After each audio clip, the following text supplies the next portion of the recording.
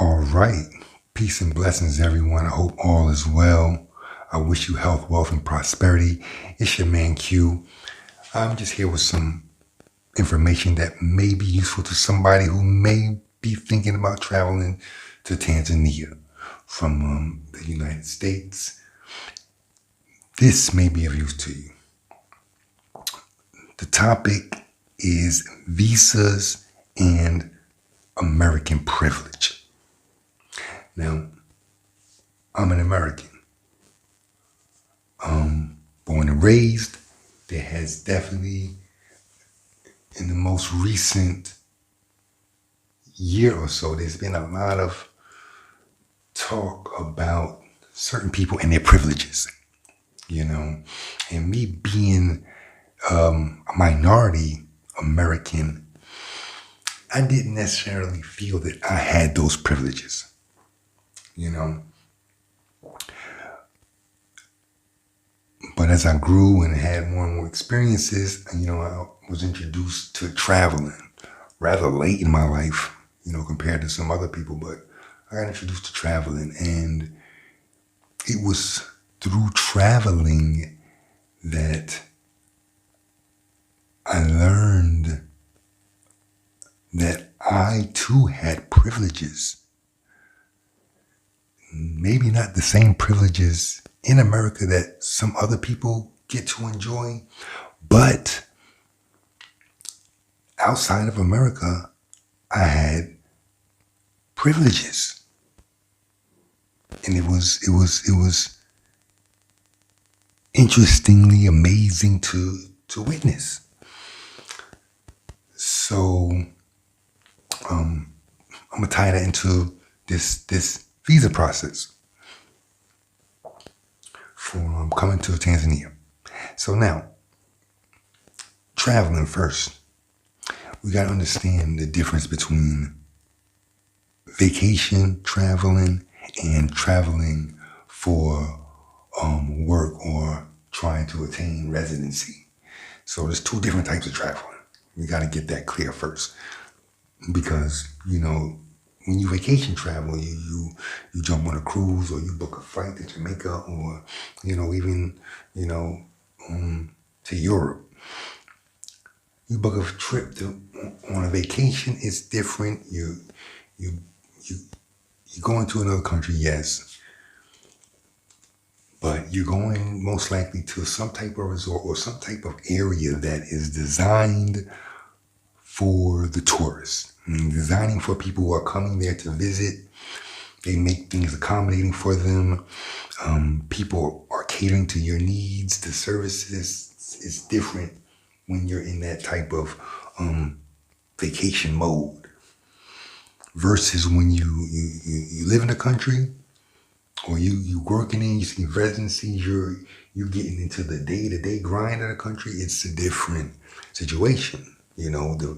It's not the inviting, friendly atmosphere that you see through your vacation spots. It's a little different. So this, people just in their everyday lives. It's just like probably what you would be experiencing in your home, in terms of social interactions with people. You're not saying hi to everybody. Everybody's not saying hi to you. They're trying to, put their best foot forward all the time because it's not tied to their well-being, their living, their money. So, they treat you a little different when you're living amongst people. So, okay, so we got that out the way. So, of course, if you're going to travel internationally, you need a passport. So we got to get that out the way first. If you're going to be traveling, get your passport. And in terms of privileges with the passport, I learned about, from traveling, passport strengths, the strength of your passport.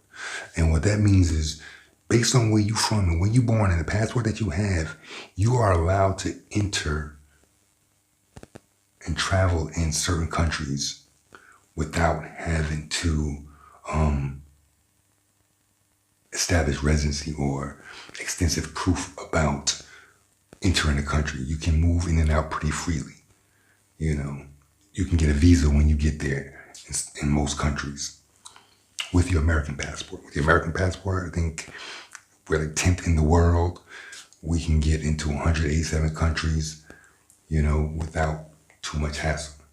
That's the strength of an American passport versus like a weak passport like Afghanistan. They can only get into like 20 something countries, and it's like it's almost 200 countries.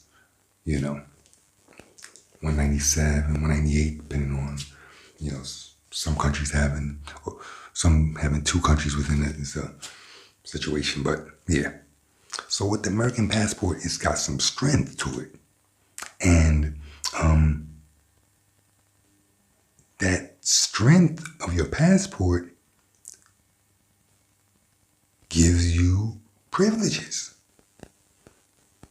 And, the things that you may experience in your country in terms of how your particular group is viewed within your country or treated within your country, when you're outside of that situation, that stuff can kind of be left because the only thing people really concerned about is where your passport is, the strength of your passport and where you're from. That holds a lot of weight in the rest of the world. So if you got an American passport, like, you get treated a little different in the airport. So that's definitely something to consider, and think about when you think about traveling and thinking about moving through this process. So let's talk about where I'm at now. So Tanzania, I'm sorry. So you come to Tanzania, you've done your due diligence, you've done your research. You didn't just watch YouTube videos. You had to do more than watch YouTube videos to say that you have done thorough research. So you have to do more than watch videos. I'm talking about you reading everything you can find, you talking to people, you joining the chat groups and WhatsApp groups, Facebook groups, you asking all the necessary questions. So after you've done all that, you check the political stability, stance on free speech, gender equality. If you got kids, you research schools, all the real life stuff. After you've done that, and you decided that you're going to do this, but before you book your flight, make sure you check the visa requirements, because depending on where you're from, that is going to be a little different. So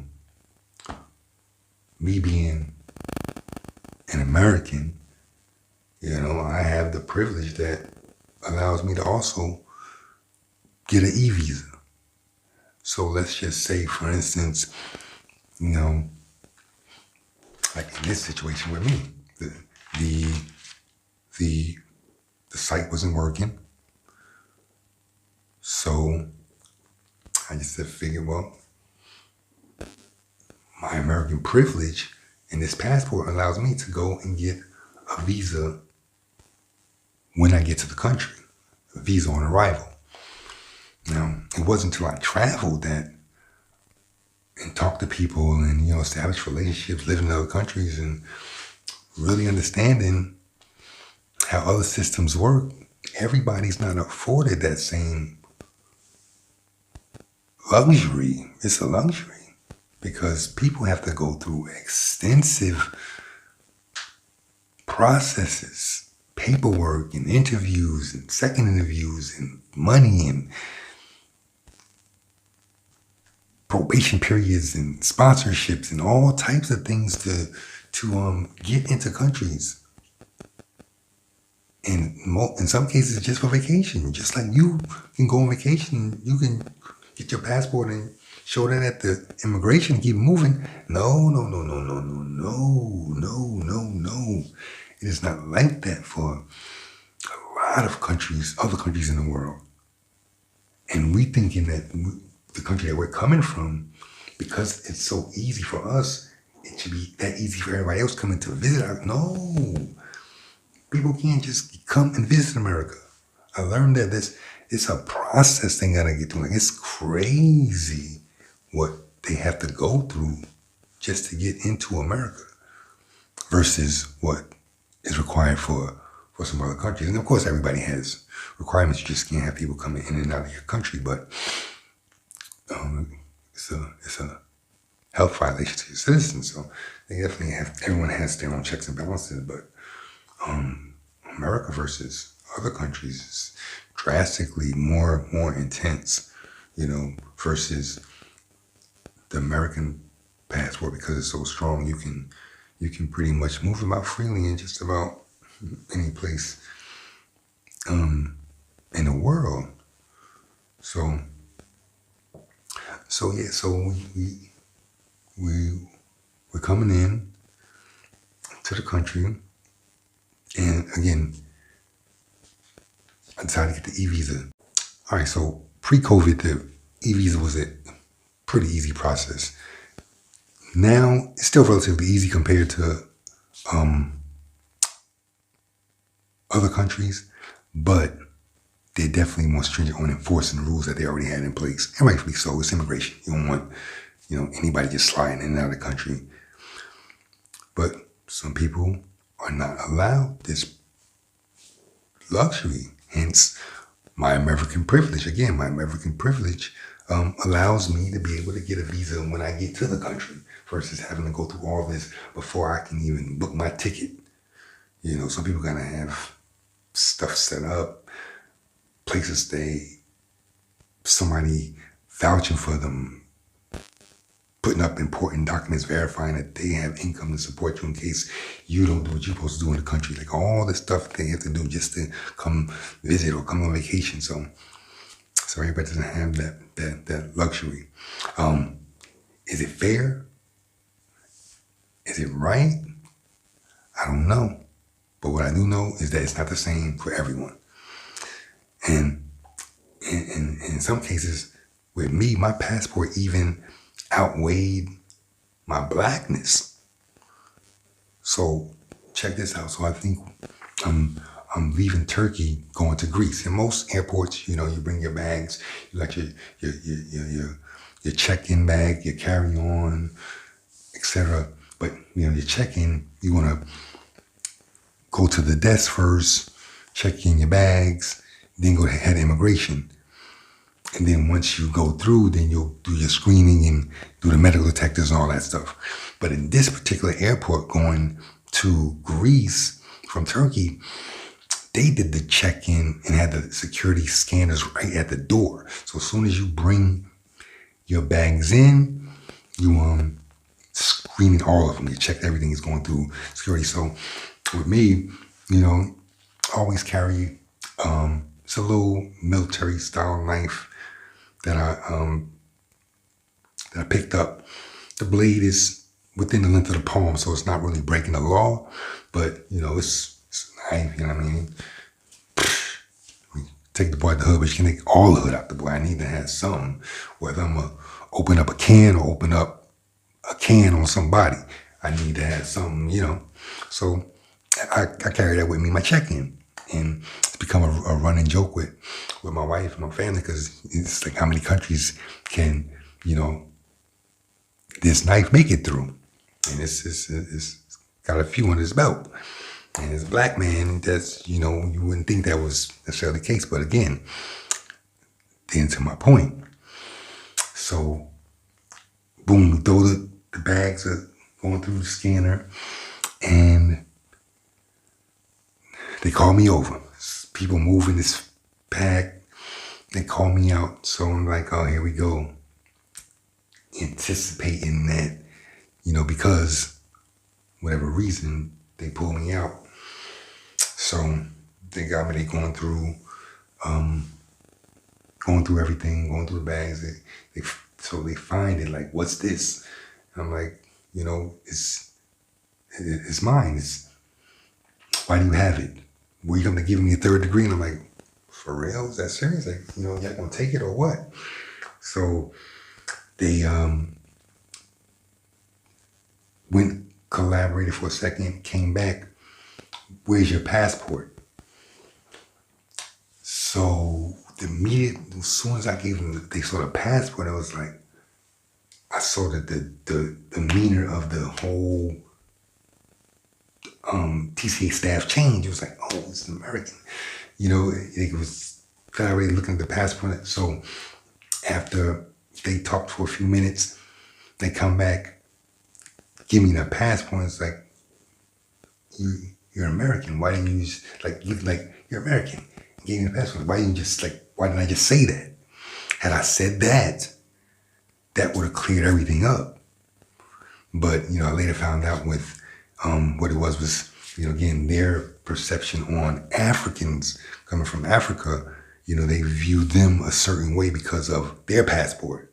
And they kind of lumped me in because it's, what would I be doing coming through there? Because I guess most of the people that look like me that come through there are Africans. So they lumped me into that. But once they saw the American passport, that trumped everything. And it was like, oh, you're American, boom, hands off, sorry. You may go. So in that instance, my passport trumped my blackness. So, yeah, so back to Tanzania. So yeah, I tried the online process. The site wasn't acting right. So I chose do visa on arrival. Hence my American privilege. Booked my tickets and we off. COVID test before I left my destination. COVID test before I left. COVID test when we arrived in Julius Nyerere International Airport in Tanzania. Kids over 6 had to take the test. Both mine had to take the test. I got 7. Excuse me, I got a 7 and an 11, so they both had to take tests. It was 25 each for the test.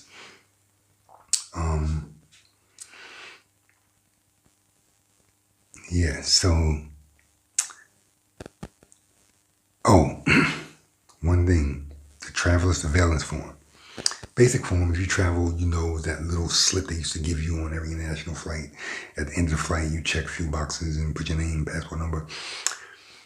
Same process, but not the same process. It's a little bit more elaborate now. They got it online. And when you complete the form online, or when you complete the form, you have to do it online. It gives you a code, and they use that code to register you in their system. If you have that number, it goes a lot faster. But if you don't, they will allow you to do it when you get to the airport. But again, you may not have data because you haven't switched your SIM card yet. It could be a lot of people, but they do have people there assigned to help you. They're very nice, very friendly, and they will definitely help you through the process. But again, it will save you a lot of time if you complete the traveler surveillance form online within 48 hours of when you are scheduled to depart. So after you complete the form, get the code, then you take your COVID test. After you take your COVID test, then you are off to immigration. Immigration is immigration everywhere, pretty much. When you go leave the countries, it's cool. But when you're coming into one, it's not the friendliest atmosphere. Everything is very serious. It's stern. You get a lot of stares. Eye contact. People reading you from all types of angles. So that's immigration, But you go get your passport, get your stamp, fingerprints, picture, and you go about your business unless it's an issue. Didn't have no issues. Now I talked about my American privilege. Now it's a good thing in some cases, but where it's not is now if let's just say I want to go on vacation for 2 weeks, I can grab the 30-day visa, $50, and go about my business. I'm gonna be here 2 weeks. I got the visa for 4, so I had 2 extra weeks to spare. No problem. But because of my privilege, I'm only allowed to get the multi-entry year visa, $100. So, and they want US. I know they may take euros, but they want the dollar for the visa cost. I don't know if it's going through a separate entity or what, but they want the dollar for the currency for the entry visa. So that's a gift for my privilege. I get to pay more money regardless of how long I'm staying. But once you get that, you're good to go. So yeah, so that's my story. I hope it helps. Y'all know the drill. Like, comment, share, subscribe. Peace and blessings. Talk to you soon.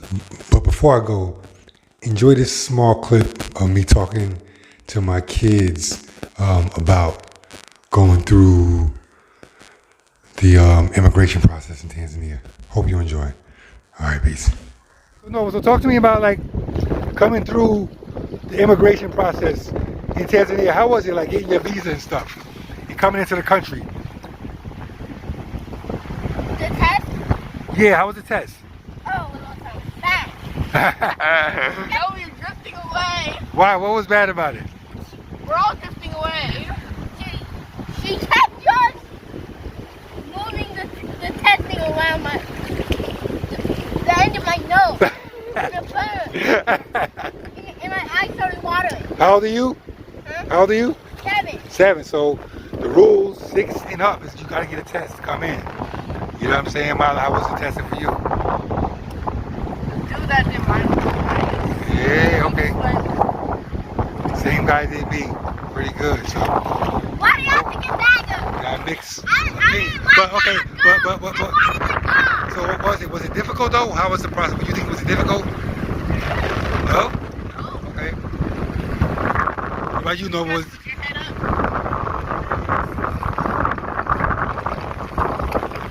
But the whole process, the overall process of coming into the country, was it difficult? Did you feel like it was difficult? From airport to airport? Kind of difficult?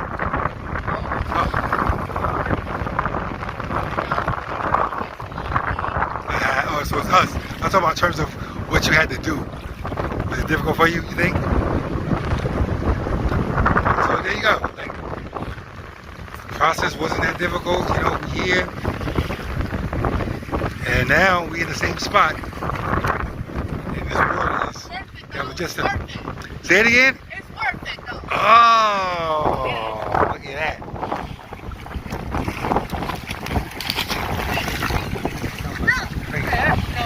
This was just at the bottom of our feet.